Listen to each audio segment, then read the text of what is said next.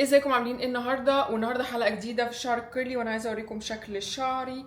ده شكل شعري من بعد 12 ساعه بس من لما عملت له روتينه.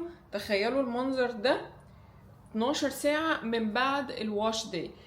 يعني ده بقى ليه السبب في كل ده ايه؟ السبب في ده في الكور فورمز اللي انا استخدمتها في الحلقه اللي فاتت وعملت بيها شعري. ايوه النتيجه ما كانتش ظريفه، لا كانت زي الزفت، بس على الاقل يعني كانت يعني شكل الشعر ما كانش وحش.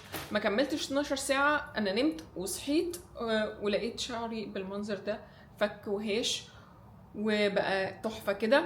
فالحلقه ديت انا هظبط شعري واعمله كيرلي مظبوط من غير ما اعمل الواش داي روتين كله. اعمله زي ريفرش عشان اعرف اظبطه وارجعه لطبيعته. اول حاجه هحتاجها هي الفوطه المايكرو فايبر، احطها على كتافي كده عشان استخدم ميه كتير. اكيد لازم استخدم ميه كتير، ما هو المنظر ده محتاج ميه كتير. هحتاج طبعا الواتر سبراي بوتل. اقسم شعري كده كالعاده، اعمله كده بقى. انا بحب الهير كليبس دول كده، ما بيقطعوش الشعر وبيمسكوا اجزاء كبيره جدا فبيبقوا حلوين. فهكمل تقسيم في شعري. هقسم دايما، بقسم القصه عشان بعملها في الاخر، وبعدين بقسم شعري جزئين وكل جزء بقسمه برضو لجزء. فادي جزء شعري هاش من بعضه جامد تقسيمه، بس لازم امسكه كويس. وبعدين الجزء ده برضو هقسمه لاجزاء. هاخد الجزء اللي تحت الاول كده وكده، هاخد الجزء ده. لازم اجيب بقى الفوطه تحت الشعر، واتر سبراي بوتل، ابل الشعر كويس جدا لحد ما يكون بينقط ميه. طبعا عشان كده جايبه الفوطه. طبعا الريفرش ده مش هينفع ومش هتطلع نتيجته كويسه لو الشعر ما بينقطش ميه، عشان الشعر هايش جدا. انا ساعات بعمل ريفرش في اجزاء بس صغيره من شعري، او بس مثلا الحتت اللي بتكون بايظه، لكن دي لازم الشعر كله، فلازم هبل الشعر كله. طيب ليه انا بعمل ريفرش كده؟ ما اخش اعمل الروتين بتاع شعري كله وابتدي من اول وجديد وخلاص. الفكره ان انا لسه غاسله شعري امبارح، اوكي، وعملت له كل روتينه امبارح، فمش هينفع اغسل شعري كل يوم. تاني حاجه، لو دخلت وحطيت راسي تحت الدش، كل البرودكت اللي انا حطيت عليه، انا اوريدي حاطه ليفن وجل وكل حاجه عليه، كل ديت هتنزل في الشاور. لكن لما احط بس واعمل له ريفرش كده ميه، انا بعمل ري اكتيفيشن للبرودكت اللي هنا اوريدي، كل حاجه موجوده. هحتاج بس احط حاجه بسيطه، لكن مش هضطر احط كل الكميه واحط كل حاجه من اول. وبعدين بالفرشه بسرحه، عشان كده انا كنت بسلكه بايديا. بسرحه برضه عشان اتاكد ان هو ما فيهوش اي. هحط حبه صغيرين جدا من الليفن، حاجه بسيطه قوي كده عشان عايزه هايدريشن شويه. مش هحط برودكت كتير عشان لو حطيت هتعمل وين كده للكيرلز، والكيرلز هتبقى تقيله وممكن تلزق، ما تعملش فوليوم كويس. هستخدم برضو شويه جل صغيرين جدا عشان اقدر اعمل جيل كاست على الشعر، فتبقى الكيرلز ديفايند اكتر، وكمان يحمي الشعر ويحافظ على شكلها فتره طويله. شفت الديفينيشن وخصله من الشعر، واعمل عادي طريقه التصفيف العاديه اللي متعوده عليها. ادي خصله كمان، وبرضو اعمل كده اهو. اكرر نفس الطريقه ديت على الشعر كله. خلصت شعري كده كله، مفضلش غير الحته اللي قدام دي بس. هعمل كده القصه العادي، ابلها كلها كويس قوي. دي نقط ميه مش قشره، حبه ليف ان صغيرين عشان الترطيب. اسرحه برضو، اسرحه كده من تحت لفوق، ان انا اسرح شعري كله. عشان انتوا دايما تقولوا لي انتي بتنسي تعملي الحته اللي فوق، انا ما بنساش اعمل الحته اللي فوق على فكره. شويه جل زونتاتين، وبرده كده الشعر كله. ابعد عن الجذور، مش ابعد عن الجذور بقى من هنا كده، لا ابعد عن الجذور كده، يعني حته صغنطوطه، يعني عقله صباع. ابعد عن الجذور وعقله صباع. الخصله اللي قدام ديت بقى، ديت انا مش هعملها بالفرش، ديت بقى انا هعملها بايدي. يعني دي بقى انا هعمل لها فينجر رول. عايزه اعملها ديفينيشن عالي وتكون كويسه جدا. فانا عملت لكم اوريدي فيديوهات كتير على الفينجر رول. باخد كده والف الف الف كده والف.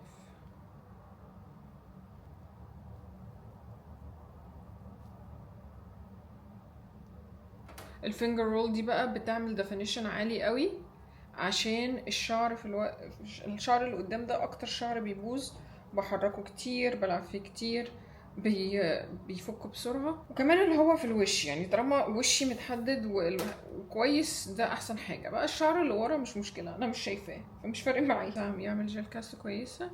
بعدين بقى عشان هينقط ميه كده، باخد الفوطه كده بقى واعمل له سكرانش.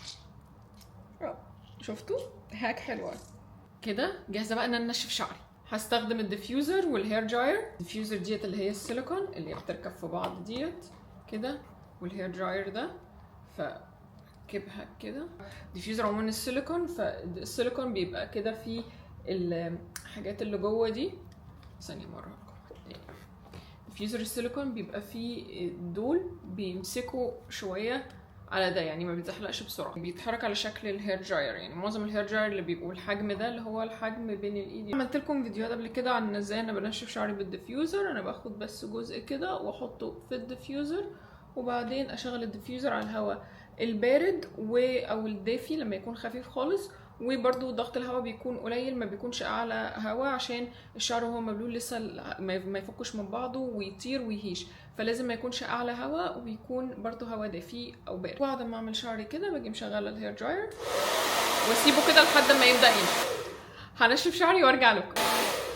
وكده شعري نشف خلاص وعمل طبقة الجل كاست. الجل كاست او طبقة الجل اللي بتتكون على الشعر لما الشعر ينشف ديت مش حاجة وحشة او مضرة للشعر، بالعكس دي حاجة مفيدة جدا للشعر الكيرلي، عشان هي بتعمل طبقة عليه فبتحمي الكيرلي، وكمان بتحدد شكل الكيرلي وبيفضل فترة طويلة. الكيرلي ما بيبص في خلال يوم او 2، لكن لو ما حطيناش جل الشكل ده مش هيكون موجود، او الكيرلي كمان هيبص في خلال 2-3 ومش هيقعد معانا فترة طويلة. والجل كاست لما تتعمل مظبوطه ده بيكون شكلها بيكون الكيرلي كده وبيكون متحدد قوي، في نفس الوقت كرانشي كده، يعني بتحس ان هو ايه هيتكسر كده، بس هو ما بيكسرش ولا حاجه، بالعكس احنا بنبقى عايزين نكسر الجل كاست اللي هي بريكنج ذا جل كاست. وانا هوريكم ازاي بعمل بريكنج للجل كاست. سيرم او زيت ونقطه واحده بس كده صغيره، اوكي، واعمل كده وادلكها في ايديا، وبعدين على الشعر بالراحه خالص كده، امشيها على الشعر كده، امشي ده على الشعر كده. بفك الجل كاست بطريقه بالراحه خالص، مش محتاجه ان انا ابقى عنيفه مع الشعر عشان اكسر الجل كاست ابهدل الشعر، لا، هي مجرد بس مشيت عليه كده بتبدا الجل كاست بتتكسر.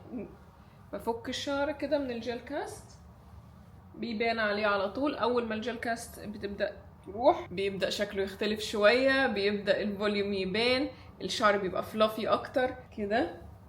وانتوا بتحسوا لما تحركوا ايديكم على الشعر نفسه بتحسوا ان الجل كاست بتختفي، عشان الشعر بيبقى ناعم تحت ايدكم، ما بيبقاش مقشف كده ومخشب تحت ايدكم. اوكي، عشان كده انا بحب استخدم زيت او سيرم، عشان الطريقه ديت لو عملتها من غير زيت او سيرم هتهيش الشعر وتبوظه.